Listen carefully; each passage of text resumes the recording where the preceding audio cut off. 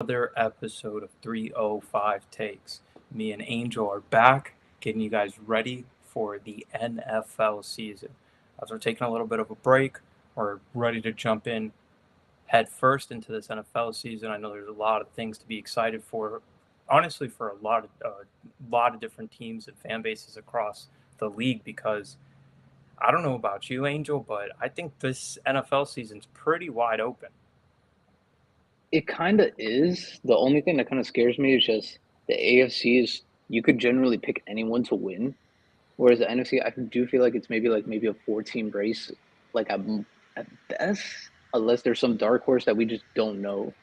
But the one thing that just like scared me, like I'm like, oh man, was the injury to like Joe Burrow, like early in the preseason, well, like before preseason started, and I was like, because in my head, I know we'll talk about this like a later date in time, but to me, this is like the Bengals like last year. I feel like to truly go all in and win it before they have to pay Joe Burrow, Jamar Chase, T. Higgins, all the other guys.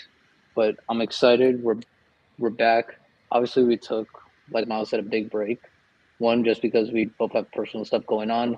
We also wanted to create a new show for you guys. We've been doing the same show for pretty much ever since we started, and we feel like we got to do something new, something that makes us like say, all right, this is cool, we can add this.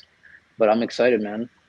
Yeah, definitely. And, to your point about the AFC, I think because there's so many teams together, and only one team can come out and represent the conference in the Super Bowl, it's going to make for an amazing playoffs. And I think just a final stretch of the season where it's going to be back and forth between who's going to be the final wild card team, who's going to actually win the divisions, because that AFC is an absolute bloodbath. And when you look at the quarterbacks that they have and the fact that only one of them can come out and be the AFC championship is going to be crazy as we go into the season. But yeah, like Angel said, we're going to be back on a regular schedule for you guys. Changed it up a little bit this year. We're going to have episodes out for you every Monday and every Thursday. Yep, every Monday and Thursday. Monday we'll be on probably like around somewhere like around 1 o'clock, and then Thursday we will do a live show. Thursday will be live. We are going to be live. We'll talk about Thursday night football, college football, and NFL because I mean, we did Friday, but also we were very limited on just the amount we could fit in such a time. But at least with Thursday, it gives us time, talk prop bets for Thursday night football. Maybe even some fantasy starters that you might want to grab on Thursday night football because Thursday night football, I mean, it generally tends to be the home team. You have the best terms, like stat wise in fantasy, but also there's prop bets that maybe some people might want to take advantage of. And that's what we wanted to do. We wanted to pitch I a mean, what lot else are of you going to this do to on a you guys. Thursday? I mean, if it's not work, it's got to be this.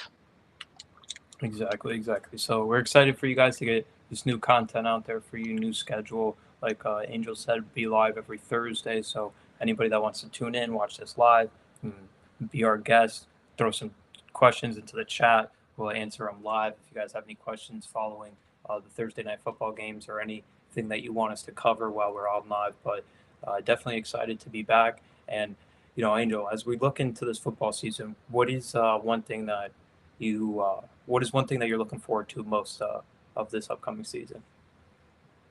Honestly, the one thing I'm kind of really looking forward to as the NFL season, I'm very curious to like for the rookie quarterbacks because there's a lot of them now where you have a Bryce Young, C.J. Stroud, Anthony Richardson. Anthony Richardson and C.J. Stroud have already been announced as starters. Whereas for guys like Bryce Young, like bro, I'm genuinely scared for this guy. Not that he doesn't have the talent, it's just after what I saw in preseason, bro, I'm so scared for him. Like I'm like, bro, he might die. So That offensive line is it that is it's so tough, bad.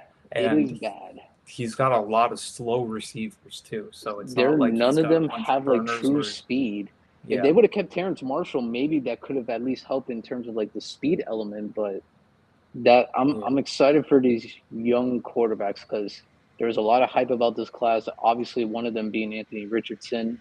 So I'm curious. I'm very curious to see how they do because who knows if any of these guys take the starting spot. The only one I'm truly not excited for, just because I know like if I see him have like a lick of success, I know I just have to eat my words. Is Stenson Bennett? That's the Yeah, only one I would and have to I eat my mean, words. according to the fake the fake reporters on Twitter. He's been killing it at Rams camp. I don't know how accurate that is, and I don't know if that says more about the future of the LA Rams and what their talent is looking like as we head into the season. But I I don't think we have to worry about that too much. If it comes, I will be right along with you, eating my words, because I don't see how that can legitimately be an NFL starting quarterback, especially when we're talking about as a rookie. But I think this rookie class will be interesting to evaluate, especially as the season goes along. But for me, I know it's going to be sound homerific, but I think the most fascinating thing is what's going to happen in this AFC East this year because Aaron honestly, this is Rodgers. one of the toughest divisions that I think we've seen in a while. And Yeah, usually it's like you have two really strong teams at the top and then a third team that's, trying to stay yeah, competitive, kind of trying to be get into the there. wild card hunt. But realistically here, I think you have four teams realistically that can say we have a legitimate chance of making it to the playoffs and winning a game. You can debate that with the New England Patriots, and I wouldn't really put up a strong argument against it, but it's still Bill Belichick on that sideline, and they'll finally have a normal offensive coordinator situation. So we'll see if there's any improvement on that side because they weren't far from the playoffs last year with the mess that they had at on the offensive side of the ball, and then we'll see if Aaron Rodgers, the old man, the new old sheriff in town, is can Can lead he the lead the Jets. Jets? Can he lead the Jets to the promised land? How does that offensive line look? And then you look at the Dolphins with Tua. Can he stay healthy? His team's That would be the really thing. top heavy, really Hmm. top heavy. I don't know if they sustain a rash of injuries like we saw with them last year. I don't It will be tough. know how It's gonna be they'll tough. field a competitive team. And then you look at the The Bills, and for Bills. me, the Bills are the team. The Bills are the team that you were meant that I was coming to mind when you mentioned about the Bengals and this potentially being their last shot. I think this is put up or shut up for the Bills, and Oh you know yeah, I get that Josh Allen's an amazing talent, but at some point, the questions have to start coming because this and is a also team the that's contract been is gonna very, kick very in. stacked. The contract will kick in, so we don't know even how much cap space they'll have after just to make improvements to the team. Because I mean, you talked about it last year, like in the division after the divisional game, all the money they spent just on the defensive line, and then just for them to start the season without Von Miller. Who knows if those games without Von Miller are the difference between them being in the wild card and making the playoffs, or the difference between them and maybe potentially getting the one seed. And we've seen some rumblings online of maybe not the best relationship or the relationship between Josh Allen and Stephon Diggs dissolving in front of our eyes. And honestly, the only way you can describe how their season ended last year is that they got absolutely punked. They just got punked at home in the playoffs. So we'll see how they bounce back. They're still, uh, according to according to our friends out in Vegas, they're still the betting favorite for the division, and they're pretty small favorites, plus 125. So Vegas at least thinks that they should kind of handle this division comfortably. But I think it's a crazy division, and I can't wait to see these teams play each other, and I can't wait to see how the season shakes out, especially for the Jets, because I think there's so many avenues that season could go for them. So many. I feel like at this point, I talked about this with my dad once, like the move was like official. Aaron Rodgers going to the Jets, and I was like, man, imagine the legacy points Aaron Rodgers will earn if he somehow, some way, gets the New York Jets to win a Super Bowl. If they win a Super Bowl, I feel like Aaron Rodgers' legacy points skyrockets. Like there is no question. I'll be like, bro, you have to put him in your top five. If you didn't have him in your top five, just off the Super Bowl rings, you have to put him there. Just because, bro, the Jets have not sniffed a Super Bowl in a long time. I mean, their closest was an AFC Championship games, and that's Yeah, it. back-to-back AFC Championship games with Mark Sanchez, in the 2010s. But I can't. I don't know. I don't know. I obviously I'm a hater of the Jets. They're my least favorite team in the entire NFL. But I do admit that they do have talent. They have Quinn Williams, who's an absolute wrecking ball up front. They have Sauce, who's defensive rookie Great. of the year last year. Other side of the ball, they got Garrett Wilson, offensive rookie of the year. Brees Hall might have beat him to it if he didn't get injured We'll see how long it takes for him to get back. Obviously they added Rogers and his buddy Randall Cobb. They have Alan Lazard, a solid number two receiver, and bringing in yeah, Dalvin Cook to at yeah, least save Brees Hall for like who knows if those snaps that Dalvin Cook takes is the difference between Brees Hall dominating in the playoffs. yeah. I mean, that would be a smart way to go about it too. If you could try to save him, especially with him coming off the injury, if you could save him some of those rushes and those grueling uh, hits to the body and stuff earlier in the season. Oh man, but it's good. I'm excited for the NFL season, but you know what still always gets everything like excited just for those Sundays. For anyone that doesn't know, this year we made a change in our fantasy league, and now me and Miles are the co-commissioners. We're Yes, sir. co-commish for our fantasy league name. One winner, 11 losers, Mm-hmm. and it's basically the same people as last year. It's me, Miles, Moises, Peter, Alex, Ed, the defending champ Nick, and the rest. We added two new people. We added Joe and Jacob. For anyone who doesn't know, Jacob was in our podcast not long ago, and now they're in, and everyone's got it. It's the same thing as last year, but now since it's 12, grand prize is $1,000. The trophy, and if Nick wins it again, it all the money that was meant for shipping will just go to Nick. But this year, we even have a punishment. The true loser of this league, whoever comes in dead last at the end of the season, they have to drive a one whole year and they have to submit evidence to us of a license plate frame that says, I suck at fantasy football. And I Yep. don't think that's bad. Like, that's not bad compared to what some people make in their punishments of fantasy leagues, other ones we see. Well, the only thing that sucks about it is that everybody has to know. Like every time you use your car, anybody that gets behind you is going to see that. It's not like something that you could make. It's not like a bumper stick where you can have it as the smallest font ever or put it in the front of the car, in right above the wheel, so not everybody sees it and it's not obvious to everybody. But anytime any car gets behind you, they're going to see it. So that's the only part I would find annoying, and then it would be especially annoying if it was like honk if you suck at fantasy football too, because then Oh, people would be honking at you all like crazy. If there's that one, I'll probably just get that one. I'll be like, it's like, no, it says this. I'll be like, well, this one's better. the time. Or you can get it customized. You can try to see about that. Okay, yeah, The most that is annoying true. part, honestly, might be just adding into your car, having to get the screwdriver, unscrewing Oh it, and yeah, screwing it in. Honestly, yeah, that would probably be the most annoying part. But it's not bad because I mean I've seen people who have real tough punishments like the McDonald's drive-through. One of them was they have to stay at a 24-hour fitness gym for a full 24 no, hours. I don't know about that one. Those are That's cruel and grueling. unusual.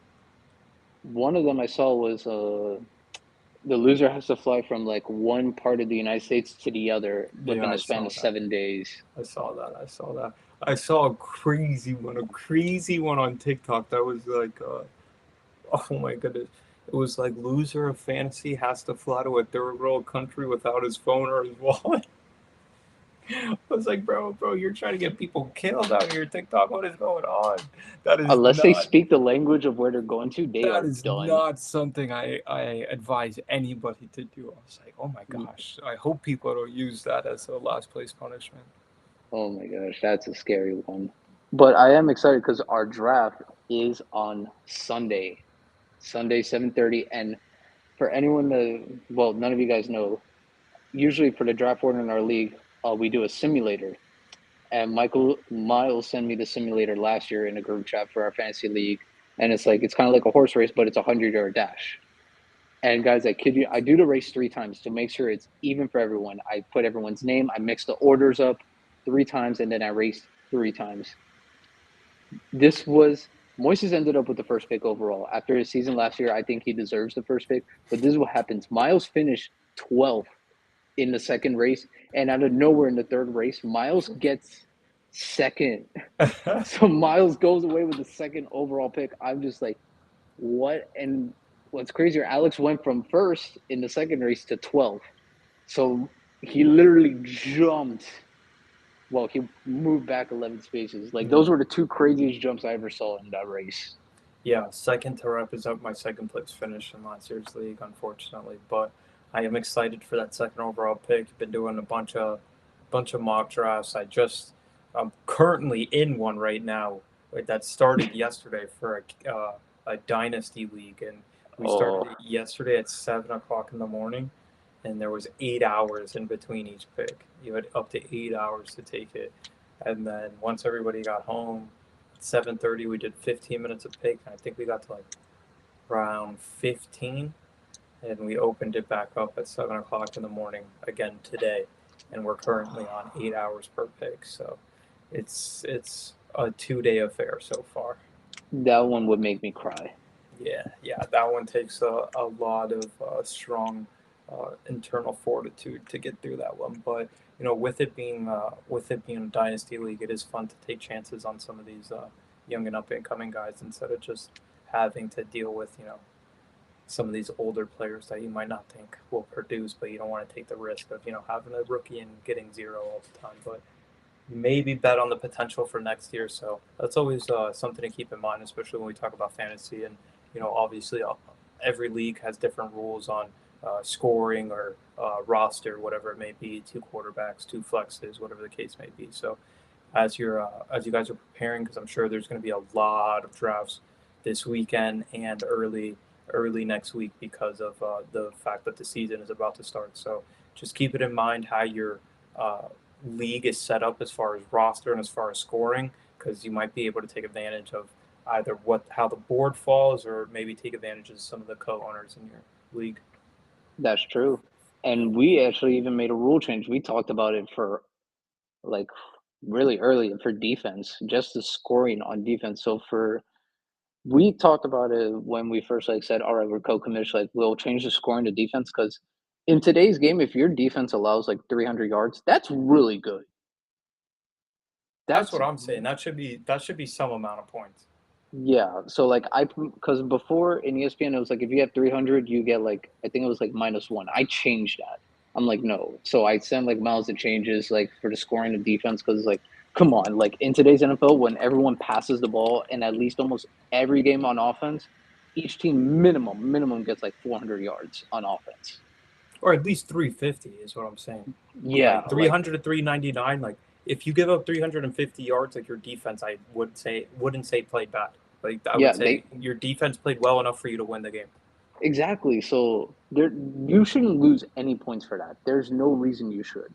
So that was one thing we did. That was really the biggest change. Oh, and we took out the punter because we made it double flex now. Yeah, which I like That one kind of makes me go like, man, because the punter just didn't add enough value as far as I really tried well to do actually that for one. some people. It But I worked. just look once I saw like week one, my punter got like 0.88.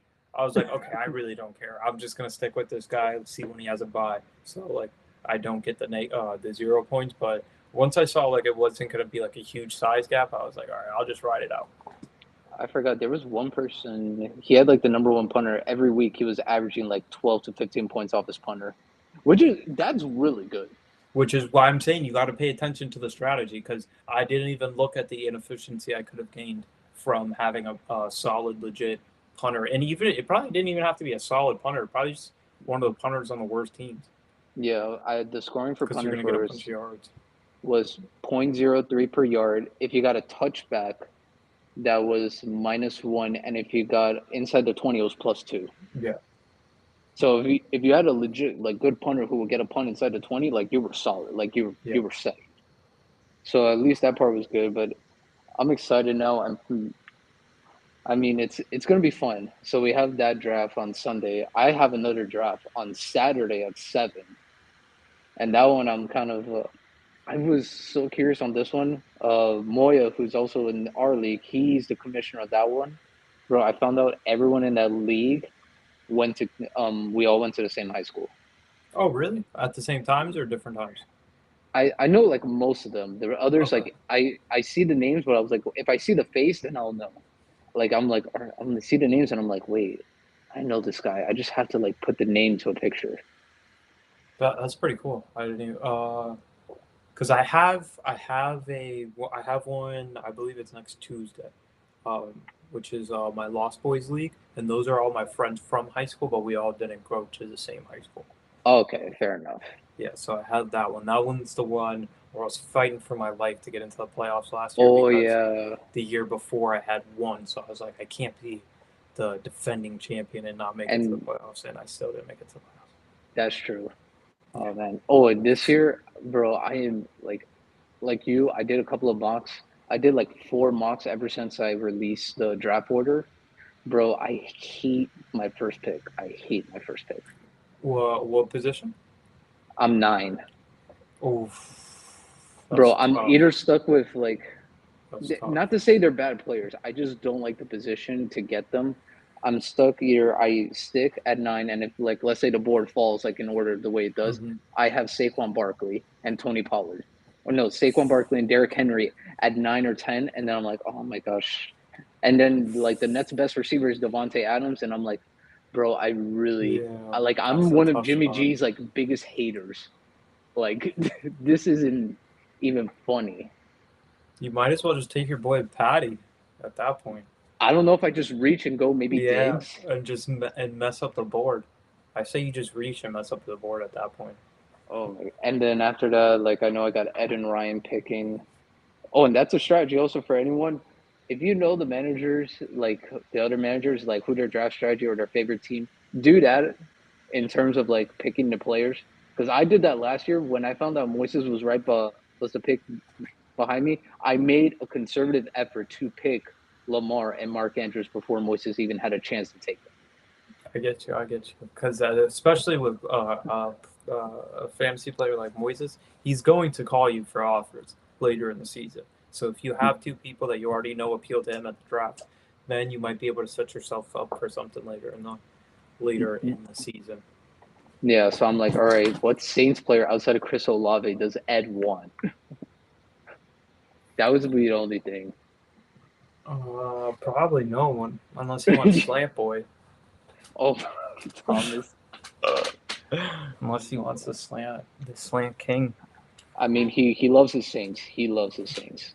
Yeah, There's I don't him. The blame him. only thing is just there's so many Dolphins fans in here. So I'm like, bro, I just know Tyreek Hill and Jalen Waddle are not They're going to gonna be within fly. grasp.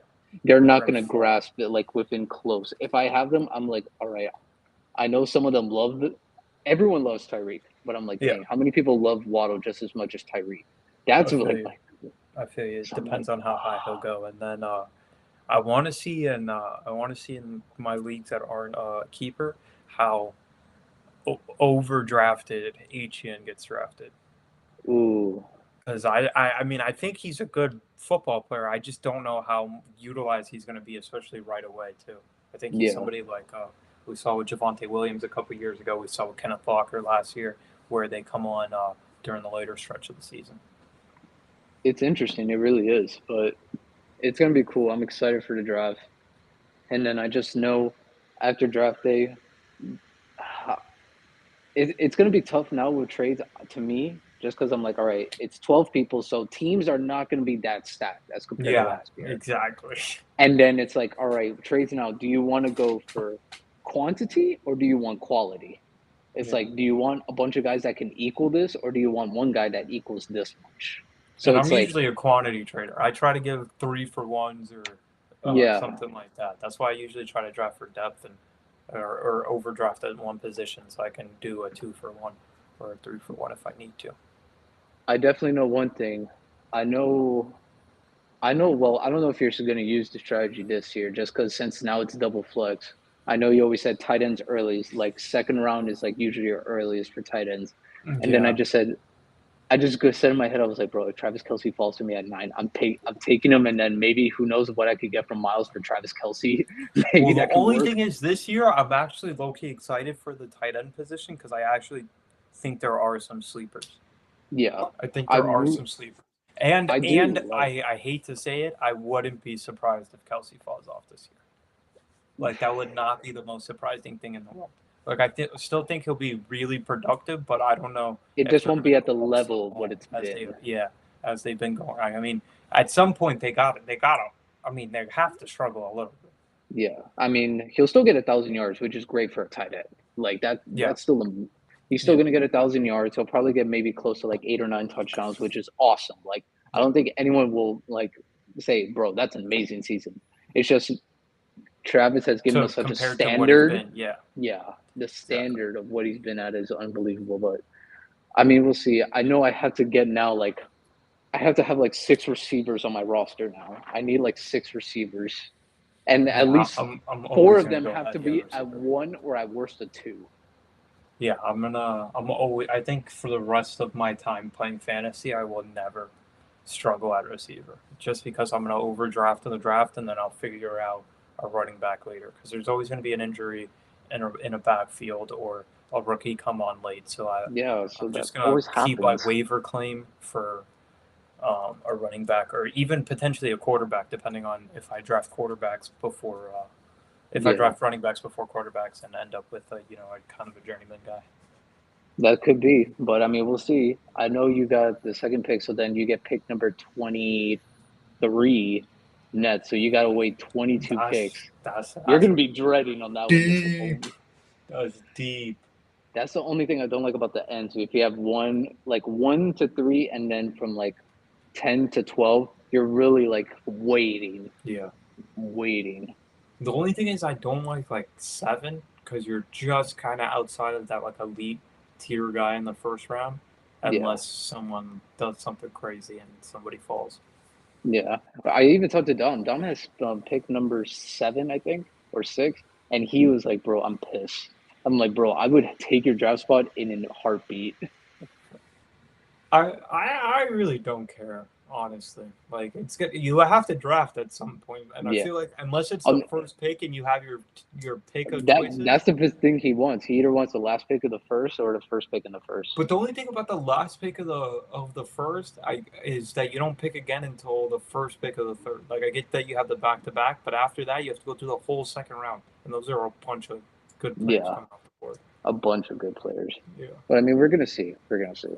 I am really excited for this year in fantasy. I do expect now the competition to be a lot more strategic because and we'll see now now that we're second year into it if we get some more trades actually popping off, I do think I'm gonna and with two more try. teams. Yeah, with 2 more teams, I do think now the quantity over quality trades are definitely going to be very, very heavy in this. Yeah. So I'm excited for it. And who knows, maybe this year someone else from 305 takes us back in the championship. I mean, we've done it 2 years in a row. Myles had the lead. I was in it. I won last year. I hosted it. Myles got to the championship. Unfortunately, certain situations happened in the Bills Bengals game, which we couldn't generally complete because the game eventually got suspended. And Myles was on a good roll, but who knows? We just want someone. Hopefully, someone from the podcast wins. That's all I could hope for. I was like, because at least bragging rights are Yeah. at their states. Yeah, so we'll see how it goes. We definitely, and even if not, you'll get tuned in to our matchup when we do go head to head, because that's always a fun week to have the podcast while we're Yeah, also because going to be we don't living. talk any strategy. Yep, It's yep. We always can't. Got to keep that on a need to know basis. yeah, and once we do match up, it will basically be a rematch because we faced each other last year in the playoffs. Yeah, Myles took me out. that was Gosh, fun. I will forever. Devonte Smith is like on my like I have a personal vendetta against Devonte That Smith, was fun. Can't even lie. That was fun. and I just can't wait for it. It's gonna be fun, man. It's gonna be really fun. Definitely. All right, so thank you guys for joining us for another episode. We're glad to be back. We have the rest of this football season that we're going to be taking you along. Can't wait to start this journey with you guys. Thank you, everybody, for listening. As always, like we said, we'll have episodes coming out Monday where we'll tape those, being reacting to the games, get you caught up with everything that we saw over the matchups and the slate of Sunday and Thursday games. And then we'll go into the week. Thursday, we will be doing live. So, like I said, if you guys want to throw some questions into the chat, you want to get, the you want to get the spicy talk going in the chat, we can get that going at any time because we're here for you guys, the listeners, and we enjoy doing this. We appreciate everybody tuning in, and until next time, peace.